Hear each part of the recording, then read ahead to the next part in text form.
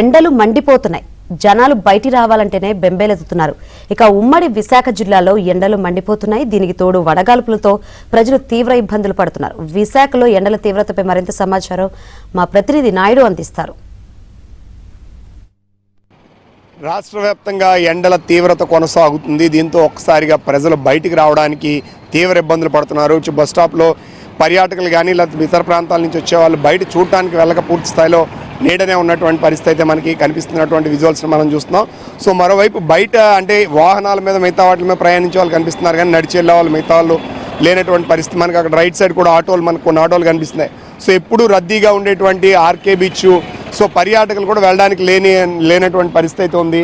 So ఈ ఉష్ణోగ్రతలు అనేవి రానున్న 2-3 రోజుల పాటు ఇంకా పెరిగేటువంటి అవకాశం ఉంది. ఆల్రెడీ సో కాలమానం ప్రకారం చూసినా రోహిణి కార్తె అనేది ఆల్రెడీ ఎంటర్ అయింది. కాబట్టి టెంపరేచర్స్ అనేది ఇంకా భారీగా పెరగడానికి ఎక్కువగా ఆస్కారం ఉందని చెప్పి కొంతమంది చెప్తున్నటువంటి పరిస్థితి అయితే మనకి కనిపిస్తున్నటువంటి పరిస్థితి ఉంది. సో ఇక్కడ కొంతమంది ఇతర ప్రాంతాల నుంచి వీళ్ళు వచ్చిన వాళ్ళు ఉన్నారు. సో ఎండలు ఎలా ఉన్నాయి ఇక్కడ ఆల్రెడీ చూద్దాం. సో వాటర్ బాటిల్ కూడా, ఎందుకంటే డిహైడ్రేట్ అవుతుంది కదా, వాటర్ బాటిల్ కూడా పట్టుకొని వెళ్తున్నటువంటి పరిస్థితి. సో ఎండలు ఎలా ఉన్నాయమ్మా అసలు? సో వాటర్ క్యారీ చేస్తున్నాం, చాలా ఘోరంగా ఉన్నాయండి ఎండలు. సో బయట తిరగలుంది? అసలు తిరగలేమండి, ఎగ్జామ్ ఉంది కాబట్టి ఇప్పుడు వచ్చాం ఈ సైడ్. ఇప్పుడు సో వాటర్ అంటే డిహైడ్రేట్ అవుతుందని వాటర్ క్యారీ చేస్తున్నాం. చూడొచ్చు, బయటికి వచ్చే వాళ్ళు కూడా బాడీ డిహైడ్రేట్ అయిపోతుంది కాబట్టి మంచినీళ్ళు క్యారీ చేస్తున్నటువంటి పరిస్థితి. ఇక్కడ ఆటోలు కొంతమంది ఉన్నారు. సార్ చెప్పండి, ఎండలు ఎలా ఉన్నాయి? ఎండలు చాలా తీవ్రంగా ఉన్నాయి సార్. ప్రజలు బయటికి రావడానికే భయపడుతున్నారు సార్. మేము ఆటోలు వేసుకోవడానికి బ్యారెల్ లేక, కిరాయి లేక చాలా ఇబ్బంది పడుతున్నాం సార్. అది పరిస్థితి సార్. ఎన్ని గంటల నుంచి మీకు ఇంపాక్ట్ స్టార్ట్ అవుతుంది?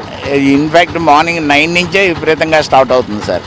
అదండి, దానికి ఎఫెక్ట్ మళ్ళీ సాయంత్రం 5 గంటల వరకు కూడా ఉంటుందండి. వేడి వాతావరణం ఉంటుంది. ఇంకా అక్కడి నుంచి గాలి అంటే 8 లేదు సార్. మరి ఇంకా తప్పదు, ఏం చేస్తాం మరి, ప్రకృతి మనం ఏం చేయలేం కదా. అదే సార్.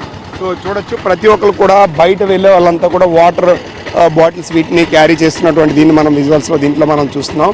అయితే మరోవైపు టెంపరేచర్స్ కూడా దాదాపు 40 నుంచి 45, 46, 47, 48 వరకు కూడా కొన్ని చోట్ల వెళ్ళేటువంటి అవకాశం ఉంది. నేను అత్యధికంగా అయితే 47 వరకే నమోదైంది. మరోవైపు పెరిగినటువంటి ఉష్ణోగ్రతల కారణంగా అక్కడక్కడ ఉరుములు మెరుపులతో కూడినటువంటి వర్షాలు కూడా పడడానికి ఆస్కారం ఉందని చెప్పి వాతావరణ నిపుణులు అయితే హెచ్చరిస్తున్నటువంటి పరిస్థితి ఉంది. ఈరోజు కూడా ఇటు ఆంధ్రప్రదేశ్, తెలంగాణలో కూడా అక్కడక్కడ ఉరుములు మెరుపులు, ఈదురుగాలతో కూడినటువంటి వర్షాలు కూడా పడడానికి ఆస్కారం ఉందని చెప్పి వాతావరణ నిపుణులు చెప్తున్నటువంటి పరిస్థితి అయితే మనకు కనిపిస్తుంది.